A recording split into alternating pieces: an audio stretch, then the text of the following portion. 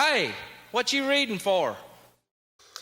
February is over. Went by fast, didn't it? I had a lot of things I was supposed to get done in February. But did I get them done? Nope. I did read 9 books though. Instead of working on my own books, instead of trying to get a job, instead of worrying about where I'm going to be living at the end of the month, I decided, oh, that's too much stress. So what do? When I'm stressed, I get my mind off things, I put it into a book. So I started reading books. And once I start reading books, I just can't seem to stop. At this point, it's an addiction. You know, as soon as I finish one book, I'll immediately start another one. And most of the time, I will, hey, Zvezda. I will,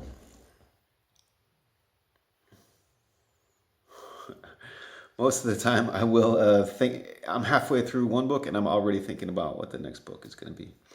And even if it's a 5-star read, immediately I'll start another one. Immediately thereafter. Yeah, at this point, it's an addiction, and I don't know what to do about it. I might have to go see Bloch, Book Readers Anonymous. In fact, I Googled to find out where there was a Bloch closest to me, and the results were not what I was looking for. And furthermore, a lot of what I read is based on, I choose to read these books based on the kinds of videos I want to put out. Because that's another addiction I have. YouTube is very addictive. YouTube is addictive as a reader, yes, and as a creator, even more so. YouTube gives you numbers, and it gives you like real-time analytics and metrics and comparisons and trends and graphs. And for me, if you put a number to something and you make it quantifiable, chartable, rankable, I get obsessed with it. So I'll put out a video and then immediately I'll think about what video I'm going to put out next. And it would be fine if I just put out the video, came back a day or so later to see what was going on. But no, I put out the video and I'm checking every hour on the hour. I'm looking at all the data and analytics. Why is this video doing well and this video is not doing well? And I'm charting, I'm graphing, I'm ranking, I'm projecting. I'm losing my mind. It's not healthy. And this is not a new discovery for me. I've known this for some time. I've had a problem with that. But have I been able to do anything about this problem? Nope.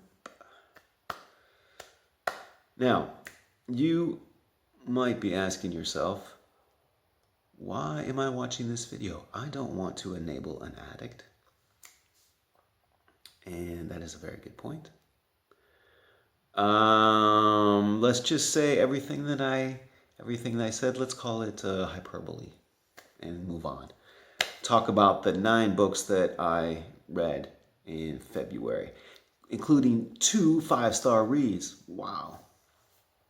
I'm quite stingy with my stars. If you follow this channel, you know that.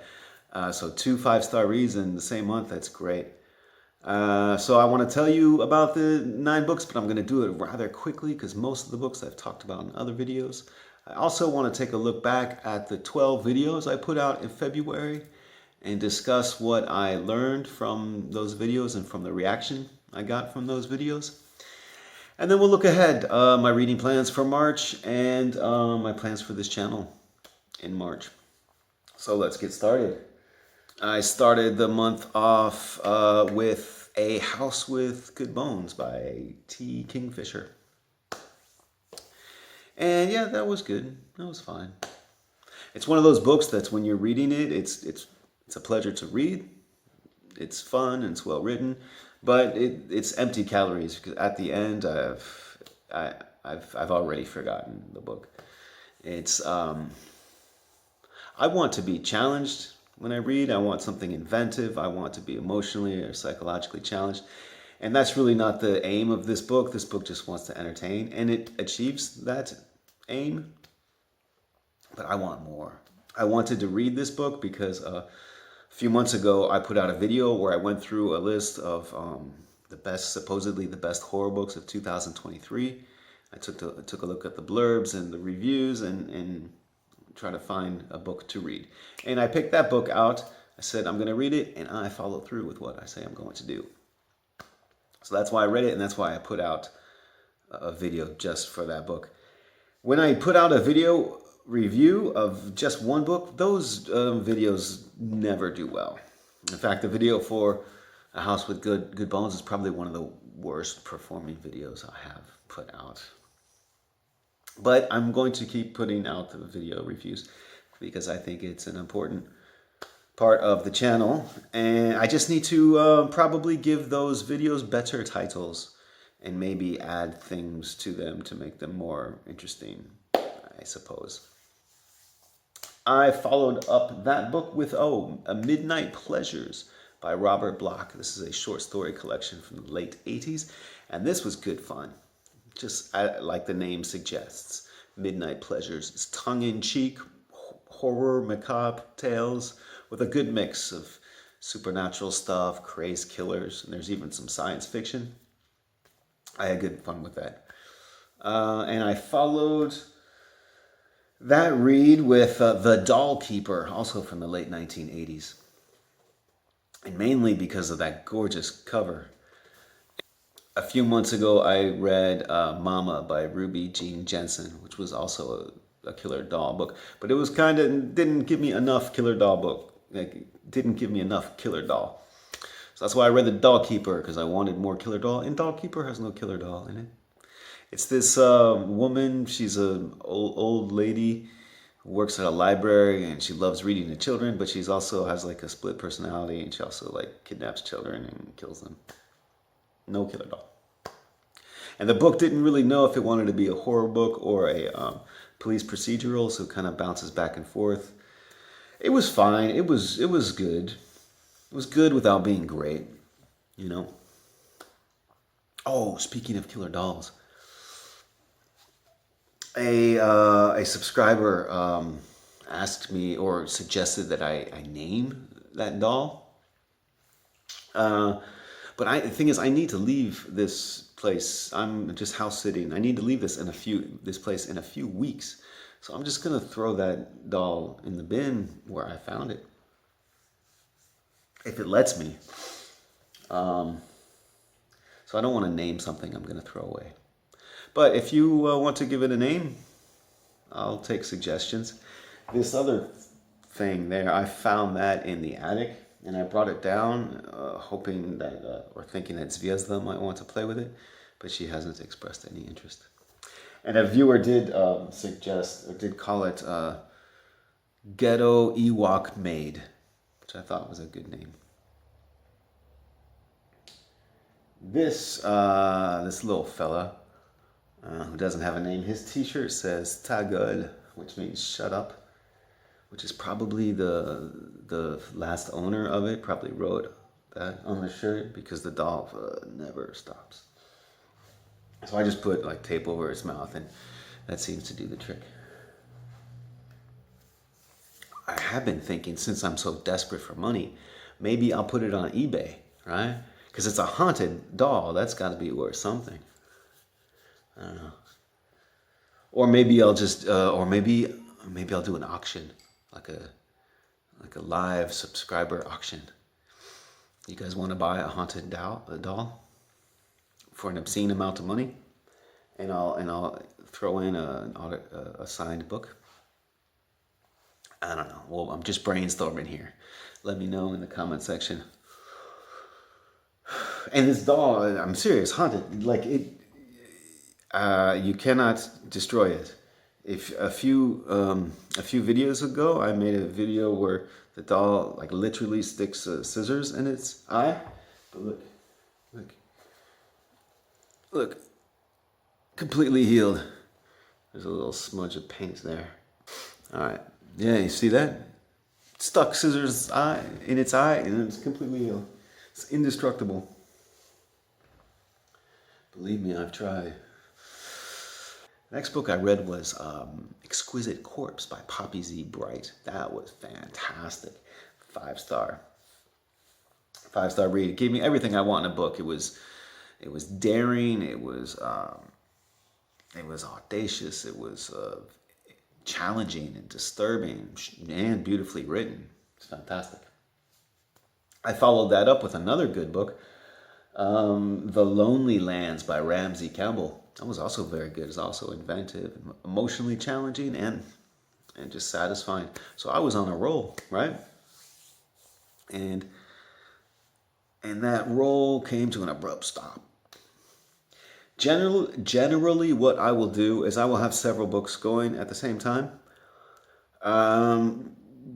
Generally 3. I'll have one physical book, and right now it's this one, this Demon Copperhead. Because most of my reading I do on my laptop and on digital form, because my eyesight is not good, so I can blow up the text and make it easier for me. But I do have a physical copy so that I can take it outside. Although I'm a hermit, I never go outside. That's why it's going to take me forever to read this book. Hypothetically, if I move back to the city, I could take public transport and read physical books while I'm there. So I'll have one physical book going on, and I'll generally have 2 digital books. One will be, I prefer to have one that's kind of big and is generally a literary work, and then I'll have a shorter work, which is generally horror. So I read The Fraud by Zadie Smith, and this was disappointing. Last January I finally got around to reading her first book, White Teeth, and I thought that was fantastic. It was amazing. So I was looking forward to reading more from her, and then she put out The Fraud late last year, and it sounded intriguing, historical fiction. So I went into it on a roll, thinking I was going to love it, and I didn't connect. It was a strange experience because she's such a good writer. I was loving like every paragraph. I was like, oh, this is beautifully written. This is interesting. But I had no idea what was going on in the story. Like the paragraphs didn't really add up too much for me. And part of the reason I gave it some thought, and it's a historical fiction. It takes place in the 19th century. And the chapters are really short. Some chapters are only like 2 paragraphs. So that didn't work for me, because generally 19th century prose is quite long-winded, right? They're not known for their terseness. So it was written kind of in a modern style with really short attention span chapters. Yet it was stylistically 19th century prose, but in a 21st century form. And that did not work to get me immersed into the story. And there are so many characters. I need the chapters to be longer than 2 or 3 paragraphs for me to really follow what's happening. I couldn't tell you much about what the book is about. Again, I enjoyed it while I was reading it. Oh, this paragraph is very well done, but I don't know what happened or what the book is about. Kind of jumps around timelines as well too. So that was a miss for me. And I followed that up with a short story collection, Things We Lost in the Fire, and that was another miss for me. And things were getting bleak then, because I took both of those misses really hard. The miss for Zadie Smith was hard because the last book I'd read from her was so good, and I had such high expectations for The Fraud. And Things We Lost in the Fire I had heard so many good things about it that when I wasn't liking it, I just began to doubt my sanity, or just like doubt how disconnected I am from everyone else. So I took that really hard. Those back-to-back fails for me. So what I did is I did a hard pivot and went to romance. I went to queer romance. A viewer had recommended I check out Tal Bauer, and so I checked. I started reading Gravity, which is set in Quebec, and it's a love story between hockey players. And I thought, oh, that sounds really cool, and it is. And the first few chapters I thought were excellent, so I got out of my slump immediately. In fact, I was liking this book. It's a short book, like 270 pages. I was liking it so much, I decided I'm going to slow down and take my time with it. Instead of knocking it out in 2 or 3 days, I'll just read a chapter a day. So I'm still working through that book, but it helped me get out of my slump. So while I was reading a chapter a day of that, I went on to read Less Than Zero by Bret Easton Ellis. And that was... it was all right. It was okay. It was good. It's a very dated book. Very dated. It's like American Psycho, which he wrote a few years after Less Than Zero, but they're quite similar stylistically, and I think both books are dated. Or they have their merits. I mean, they're quite good, actually, but I don't think they've aged very well. And I followed that up with a book I just finished yesterday, 5-star read, and that is The Curious Incident of the Dog in the Nighttime. And that is a really good book. In fact, I'm going to put out a video where I talk about it and other books later on next week. So, I'll hold off on talking about it for now. But I loved it. So that's 9 books, 2 2-stars, 3 3-stars, 2 4-stars, and 2 5-stars. So not bad. I mean, that's pretty good actually for me. I need to avoid the 2-star reads though. But it happens. I am currently reading Gravity by Tal Bauer. I'll probably finish that up in the next few days. And I'm also reading a much bigger book, but this time it's a big horror book. And it's called The Reformatory by Tananarive Due. And I'm about 100 pages in. I'm feeling a lot of pressure with this book because a viewer recommended it, and I've heard other booktubers talk about it glowingly, like it's a masterpiece. So a lot of great things are being said about this, so I'm feeling pressure. I have to like it, but I'm going to take my time so I don't lose my mind. And I put out 12 videos in February. I put out 3 videos that were my conversation with Adam Neville, and those videos did very well. I would like to do more of that. I'd like to interview authors and have conversations with authors. However, I need to sort out the technology aspect of it, because I need to link or sync my phone, my smartphone, with my laptop so that I can do Zoom chats and record them, but use my phone as the microphone and the camera. And I've done that before when I interviewed Tim Jeffries for this channel. I managed to sync that, and it turned out great. But then I tried with Adam Neville, and I couldn't figure it out. There was a lag going on, and it was just impossible to use. And I looked up to try to find a solution, and nothing was helpful. They said, if you're experiencing lag, check your internet connection. I did. Internet connection is great. Check the lighting. Lighting is fine. So I don't know what the problem is. I need to sort that out so I can do more interviews. I also did 3 single book review videos. One for A House with Good Bones, one for The Lonely Lands, and one for Things We Lost in the Fire. Those videos don't do well. They don't perform well. But I'm still going to put them out. It's important. And I did 2 author spotlight videos. One for Clive Barker and one for Daphne du Maurier. Those videos didn't do well either. But I need to keep doing more of that because I think they're important. I also need to do a better job with those author spotlight videos.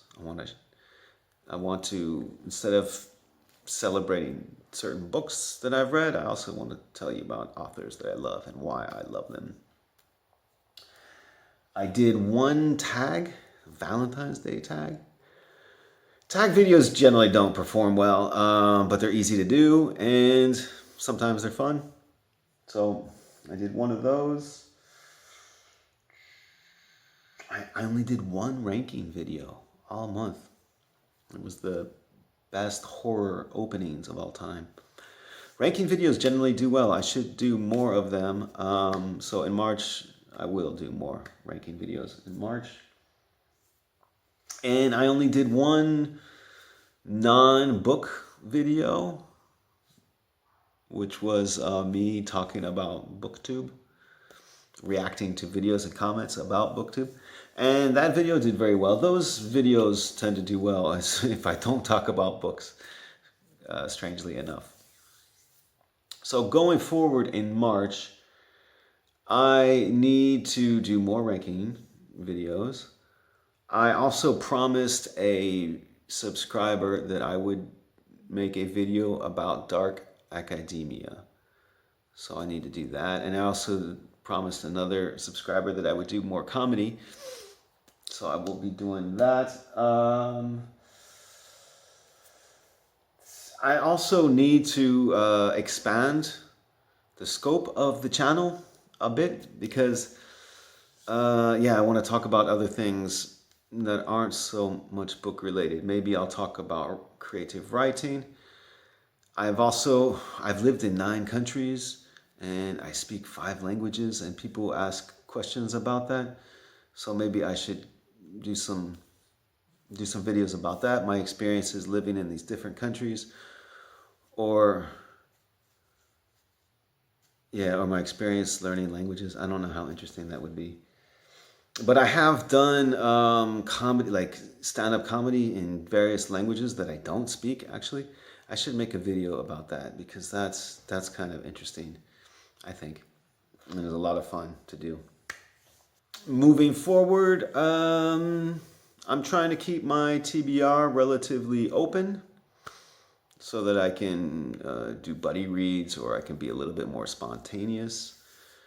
And I'm trying to, I think I'm starting to do a good job of recalibrating the balance, because before starting the booktube channel back in June, I read probably 70% literary, 40% horror.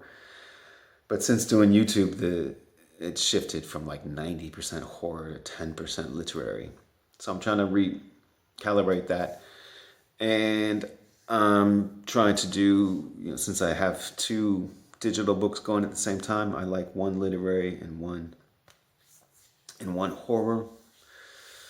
But I'm trying to keep my TBR. I don't have that many books on there, like 20, 25.